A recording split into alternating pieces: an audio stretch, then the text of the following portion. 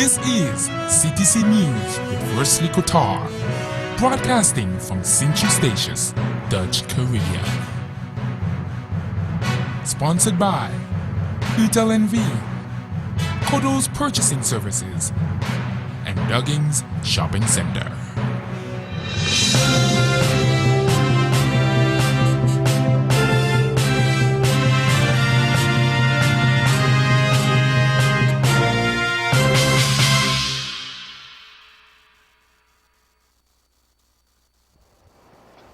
It's Wednesday, October 2nd, 2013 on the Golden Rock. Good evening, I am Wesley Kotar and this is CTC News broadcasting live from CTC Studios at Statius Mall.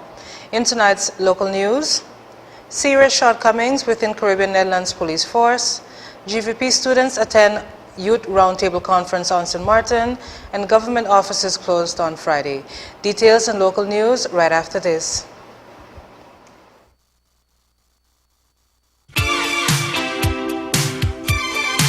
Trans-Anguilla Airlines introduces its current schedule. Statia to St. Kitts, Monday, Wednesday, and Saturday. Leave Statia at 8:40 a.m. Arrive on St. Kitts at 8:50 a.m. Leave Statia at 4:35 p.m. Arrive on St. Kitts at 4:45 p.m. St. Kitts to Statia, Monday, Wednesday, and Saturday. Leave St. Kitts at 9:10 a.m. Arrive on Statia at 9:20 a.m. Leave St. Kitts at 5 p.m. Arrive on Statia at 5:10 p.m. All flights arriving from St. Kitts continue on to Anguilla with connections to St. Martin's. Do you have important documents or small items to transport to St. Kitts, Anguilla, or St. Martin? Well, inquire about our Transpac services. For further information on all our services, please stop by at our office at FDR Airport or call us at 318-0269. Trans-Anguilla Airways, serving you with a smile. CTC News, sponsored by UTLNV, Kodo's Purchasing Services, and Duggins Shopping Center. The Council for the Judiciary has noted serious shortcomings in the crime-fighting efforts of the detectives of the Caribbean Netherlands Police Force. The Council, presided over by former Lieutenant Governor of St. Martin, Franklin Richards, filed a report in April which was not made public until recently. The Council studied the effects of crime fighting in Bonaire, Sint-Eustatius, and on Saba in late 2012. One of its findings was that police affairs in Saba and Statia are considered neglected children within the force, which is based in Bonaire. There are also serious problems with the police management. Corps leaders were aware of the problems and, pressured by the Judiciary Council, took measures to improve the situation. According to the report, crimes are seldom structurally and completely investigated in Saba and Statia due to a lack of means, knowledge, and police capacity. Because of their small scale, there is no independent police detection capacity on these two islands. For big cases, detectives have to be flown in from Bonaire, which causes undesired delays in the handling of violent crimes, sex crimes, and crimes involving youths. The Council for the Judiciary said that police leadership in Bonaire has little sense of urgency where crime fighting in Saba and Statia is concerned. The Council also noted problems with the police management and found that certain departments, especially those dealing with more complicated long-term cases, are short-staffed. This had a negative impact on the quality, it was stated in the report. It was also noted that despite efforts to this effect, there are still no reliable statistics on crime in the Caribbean Netherlands. The Council for the Judiciary is therefore wondering on which the policy of detectives and the crime-fighting process are based. Considering the seriousness of problems, the Council immediately requested a response from the police force leadership at the end of 2012. Based on measures taken to alleviate the most important bottlenecks, the Council said it was confident that the force will improve its quality. The situation in Saba and Statia has the attention of the police chief commander, but the Council keeps stressing that the situation on the islands needs serious attention. Information systems are insufficiently utilized, which also requires rapid improvements. On Wednesday, September 25th, a delegation comprising mainly of students traveled to St. Martin to attend the annual Youth Roundtable two-day conference. The group was led by Carol Kuvale, Policy Advisor of Youth Affairs, assisted by Versely Coutard, Administrative Assistant at Legal Affairs. The students selected to participate were all of the Gwendolyn Van Putten School, the majority coming from the Havo stream, namely Ariel Herrera, Zygony Woodley, Linaria Brown, and TKL student Rashid Maduru. The students attending from Synesthesias had a time span just short of 3 weeks to prepare for the event. Participants were required to write an essay regarding pre-selected topics that would be discussed during the conference. The organization responsible for the event and also extending the invitation was the Department of Youth Affairs on St. Martin. This is the third time such an event has been hosted. However, it was the first time that invitations were extended to the neighboring islands of Statia, Saba, and Friendside St. Martin. The objective of the Youth Roundtable Conference is to provide the youth of St. Martin with a platform from which to voice their opinions on various youth-related issues by means of brainstorming, groups discussions, and ultimately forming proposals that will be used to influence, amend, and create policies for all youth-related organizations and activities. The first day of the conference was hosted at Westin Dawn Beach Hotel and consisted of an entire day of discussions, presentations, and roundtable Q&A. Speakers such as Minister of Education, Youth and Sports Affairs, Patricia Lawrence, representatives of the French Youth Council, and other stakeholders in the youth sector were among the many dynamic speakers during the conference, which ran from 8 a.m. to 6 p.m. On the agenda for discussions were topics such as family life, youth and crime, education and labor, sports and national identity. Students were requested to give and document their input on the issues affecting the youth of St. Martin in the aforementioned areas. The majority, if not every school on St. Martin, were represented at the well-organized event. An independent consultation company was contracted to compile all useful information deriving from the day-long session, which, in combination with a youth survey carried out on St. Martin, will be presented to the government. The curtain came down on the conference on Friday evening at the Bel Air Community Center, where a semi-formal ceremony was hosted to celebrate, congratulate, and award participants for their contribution to the historic event. Certificates of participation were awarded to the 250 registered students from various schools on both sides of the island, including the visiting delegation from Statia. The Department of Youth Affairs would like to extend a heartfelt thank you to the parents of students of the Gwendolyn Van Putten School, management of Gwendolyn Van Putten School, the island government of St. Eustatius, Director of Youth Affairs Carol Jack Roseberg, Compulsory Education Officer Ms. Shirlene Burkle, Assistant and Coach Ms. Versely Coutard, and to the 4 participants who are to be commended for their exemplary performance and conduct throughout the entire event. Finally, in local news, the island government of St. Eustatius hereby informs the general public that the Directorate of Public Affairs and Support will be closed on Friday, October 4, 2013, due to their annual team building event.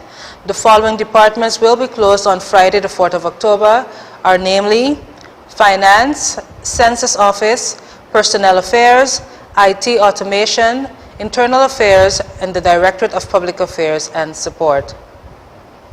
Coming up next in regional news, OECS Environment Ministers to meet in Anguilla, and RBC tells 13 workers via phone call that they will be sent home.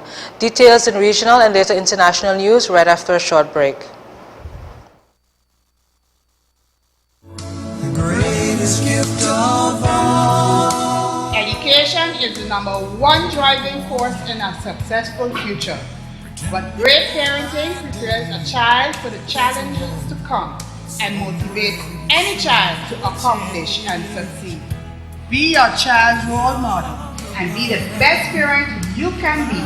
Learn great parenting guides and strategies at www.parenting.org. Beyond the children. Motivate and educate. So let's start giving. There's a choice we're making. Trans-Anguilla Airlines introduces its current schedule. Statia to St. Kitts, Monday, Wednesday, and Saturday. Leave Statia at 8:40 a.m., arrive on St. Kitts at 8:50 a.m. Leave Stacia at 4:35 p.m. Arrive on St. Kitts at 4:45 p.m. St. Kitts to Stacia. Monday, Wednesday, and Saturday. Leave St. Kitts at 9:10 a.m. Arrive on Stacia at 9:20 a.m. Leave St. Kitts at 5 p.m. Arrive on Stacia at 5:10 p.m. All flights arriving from St. Kitts continue on to Anguilla with connections to St. Martin's. Do you have important documents or small items to transport to St. Kitts, Anguilla, or St. Martin? Well, inquire about our Transpac services. For further information on all our services, please stop by at our office at FDR Airport or call us at 318-0269. Trans Anguilla Airways, serving you with a smile. CTC News, sponsored by Utel NV, Kodo's Purchasing Services, and Dugging's Shopping Center. Welcome back to those of you just joining us. This is our regional and international segment for this evening. Organization of Eastern Caribbean States, OECS, Ministers of Environment and Sustainable Development will hold their annual meeting in Anguilla this week. The one-day meeting is the 17th since its inception and is scheduled for Thursday, October 3rd. The brief opening session will be addressed by Director of Social and Sustainable Development at the OECS's Secretariat, Bentley Brown, and Anguilla's recently appointed Minister of Home Affairs, Natural Resources, Lands and Physical Planning, Jerome C. Roberts. This will be the first such meeting for host Minister Roberts, who will also chair the entire proceedings. Officials of the Department of Environment in Anguilla, who are facilitating on-the-ground arrangements for the ministerial meeting, said, "This is important for the people of Anguilla as it provides an opportunity for us to share environmental concerns and achievements in sustainable development, habitat mapping, and results of our recently conducted ecosystem assessments." This meeting of ministers will also build on the Green Economy workshop held earlier this year in February, which looked at streamlining environmental issues into development planning and decision-making, officials said.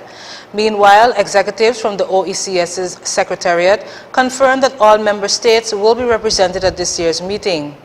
As part of the agenda for the meeting, ministers are expected to hold talks with development partners and donor agencies on funding needs for undertaking sustainable development-related projects and programs in the region. The ministers will also receive reports of the environment portfolio of the OECS's Secretariat. Further in regional news, a number of RBC workers were up in arms on Tuesday after an RBC official informed 13 of them via conference call from Curaçao that the bank is downsizing and they will be terminated. RBC official Patricia Borger said in an invited comment last night that the bank's corporate communications in Trinidad would be advised of the Daily Herald's queries on the matter. The 13 workers include a supervisor and a manager. The workers were told that they would be sent home in a few weeks to a month, one irate worker told the Daily Herald newspaper late last night. The worker said that 13 workers had been informed about the conference call about half an hour before it was held. They were told via the call that the bank was closing the retail collection departments in St. Martin and Aruba as part of its efforts to downsize, and all of the workers in these departments no longer were needed. Retail collection handles collections of loans in areas. The workers were told that these talks now would be handled by the Curaçao branch. The workers are scheduled to meet with management today, Wednesday, to discuss their packages. However, Union BIBA has requested that workers not go into any meeting without the union present. The workers also will seek legal advice on the matter. A BIBA representative expected to fly to the island today to discuss the matter further. BIBA representatives are located in Curaçao, but shop stewards are based in St. Martin. The 13 affected workers, as well as some of their concerned colleagues, met with their shop stewards on the matter last night. Some 40 workers reportedly attended the meeting. The workers fear that the bank will not stop by sending home the 13 workers.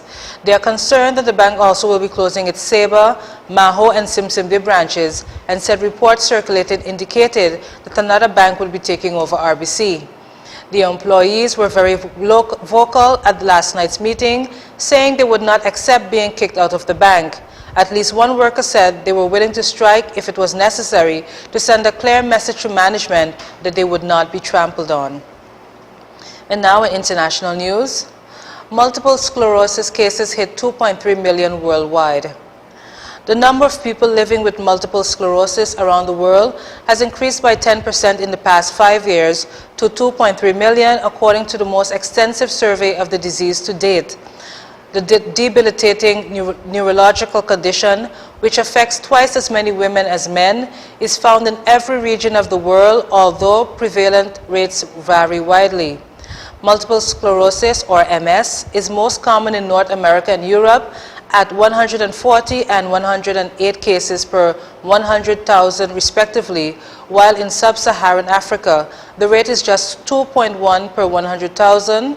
The Multiple Sclerosis International Federation Atlas of MS 2013 showed on Wednesday. The atlas also confirmed that MS occurs significantly more in countries at high latitude, with Sweden having the highest rate in Europe and Argentina having the most cases than countries further north in Latin America. The reason for the high link to high latitudes is unclear, but some scientists have suggested that exposure to sunlight may reduce the incidence of the disease. The survey found a big increase in the number of medical experts trained to diagnose MS and help patients with treatment, while the number of magnetic resonance imaging, or MRI, machines available to carry out scans has doubled in emerging countries. But huge disparities remain when it comes to access to modern disease-modifying drugs. MS medicine has seen a number of advances in recent years, particularly with the introduction of a new generation of oral therapies such as Novartis Gilenya, Biogen Idex Tisodera, and Sanofi's Abago. These medicines offer an effective alternative to all the disease-modifying treatments that are given by injection. The survey found that injectable drugs like Biogen's Avonex and Teva's Copaxone were partly or fully funded in 96% of high-income countries, while Gilenya was available in 76%. However, none of these drugs was available under government programs in low-income countries. And that was it for our news stories for this evening.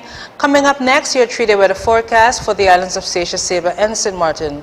Stay tuned for local weather conditions right after the break.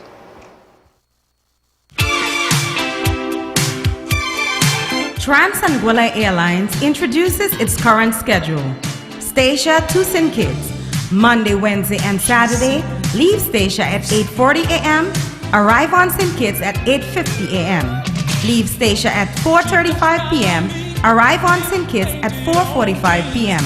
St. Kitts to Statia, Monday, Wednesday, and Saturday. Leave St. Kitts at 9:10 a.m. Arrive on Statia at 9:20 a.m. Leave St. Kitts at 5 p.m. Arrive on Statia at 5:10 p.m. All flights arriving from St. Kitts continue on to Anguilla with connections to St. Martin's. Do you have important documents or small items to transport to St. Kitts, Anguilla, or St. Martin? Well, inquire about our Transpac services. For further information on all our services, please stop by at our office at FDR Airport or call us at 318-0269. Trans-Anguilla Airways, serving you with a smile. When she steps in the greatest gift of all. Education is the #1 driving force in a successful future. But great parenting prepares a child for the challenges to come and motivates any child to accomplish and succeed. Be your child's role model and be the best parent you can be. Learn great parenting guides and strategies at www.parenting.org. Beyond the children. Motivate and educate. So let's start giving. There's a choice we're making. CTC News, sponsored by Utel NV, Kodo's Purchasing Services, and Dugging's Shopping Center. And now for your 3-day weather forecast, we'll begin on Station Sabre. Tonight, Wednesday, October 2nd, partly cloudy, temperatures of 86 degrees Fahrenheit, 20% chances of rain with the winds east-northeast at 17 miles per hour.